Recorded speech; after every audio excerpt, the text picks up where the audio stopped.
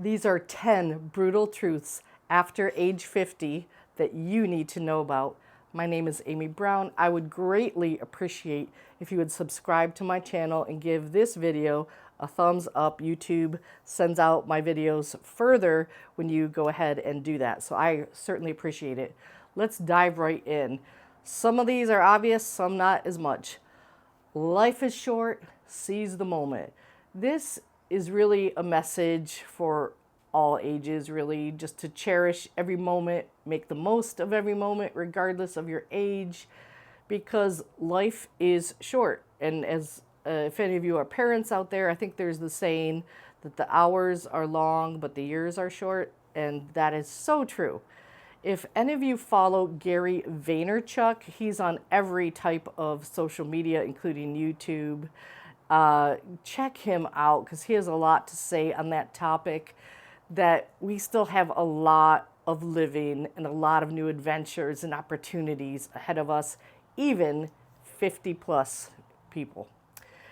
Next up, regrets become prominent. So many people over 50 experience regrets about unaccomplished goals, missed opportunities, unresolved relationships. So you can't avoid regrets. I mean, they really are a part of living, but I would say just to stop looking back. And again, I got that from Gary Vaynerchuk. He always says, don't look back at beeps with your neck. I didn't say the curse word, but I think you know what I'm saying. There's another book on this topic. If you are religious or spiritual, you might want to check out. It's an excellent book. It's called Falling Upward by Richard Rohr, R-O-H-R. I'm going to put a photo of the cover.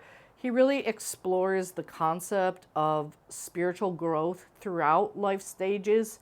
Really the before 50 and then the after 50, just really emphasizing that you need to embrace the successes in your life along with the failures in the pursuit of deeper meaning in life.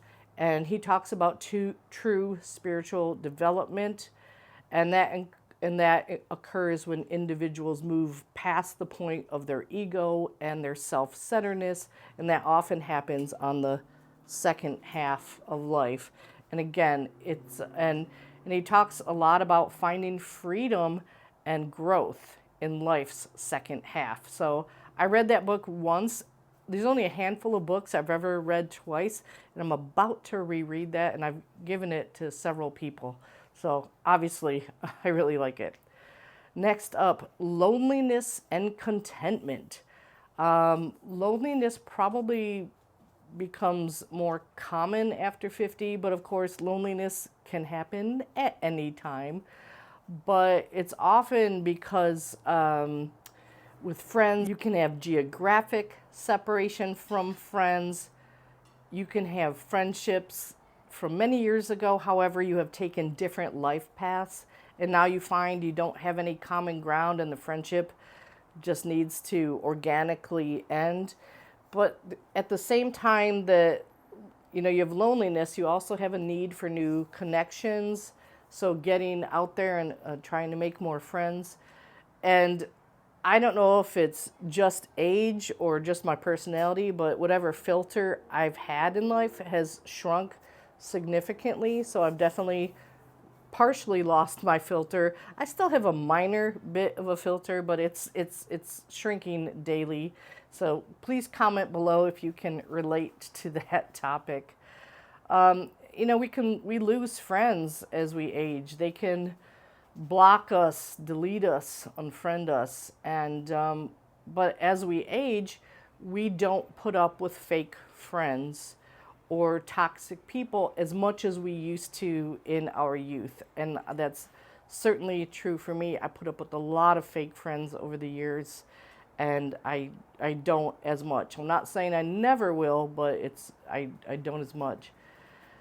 Next up is living each day fully, and that is talking about what I mentioned earlier with Gary V, about enjoying each day, embracing new adventures, spreading positivity, and kindness. So So when you go on your new adventures, you can spread kindness. Next up, a brutal truth. Health maintenance is crucial. All the bad habits that we had as young people catch up to us. I love sugar. I like Little Debbie snack cakes. I like Coca-Cola. And unfortunately, those poor habits have definitely caught up with me, and I do need to make some changes. I need to drastically reduce the amount of sugar that I eat. It's really hard because I really enjoy it. And I saw a study that I think it was with rats in the laboratory, that it was harder for them to give up, they could give up crack before they could give up sugar, something along those lines. And I agree. It's really hard to give up. Next up is decluttering. And when we relocated to Florida, we had a large basement previously. So there is no basement in Florida, or that would be a swimming pool. So I had to drastically downsize my possessions. I'm still in the process. I am not done with that, but we got a dumpster and we put a lot of things in the dumpster. We gave a lot away for free on Facebook Marketplace. So we did a deep decluttering, and unfortunately still have a ways to go on that. Thought I would have less items, but anyway, physical aches and limitations. As you age, of course, it brings on physical changes. You know, you become weaker and have reduced flexibility. And if I've broken bones in the past, and if you have as well, you know that creates arthritis.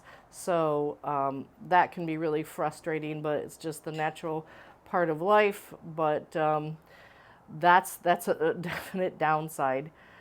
And I already talked about friendships, but I'm going to circle back on that topic and just talk about wanting less conflict and less drama.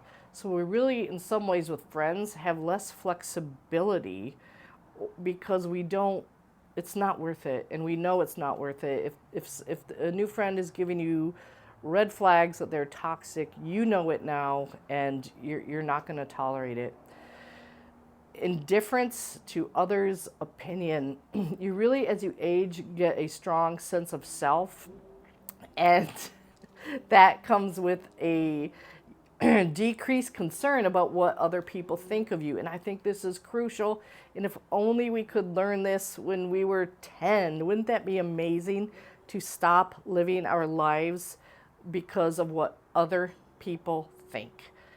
And that really, I've really come into that part of my life, and I really wish so desperately I had heard that and believed it and acted on it decades ago. So that is a regret of mine, because I always cared what other people thought of me, and the truth is they probably didn't think of me at all. It was just in my head. It was just imagination. Increased awareness of mortality. I mean, I wouldn't say I think I'm, focused on death, but as you think about health maintenance and, less flexibility and getting weaker, it does pass across your mind more often, and having a higher power, whatever you would like to, however you would like to refer to that, I think is really crucial in this area.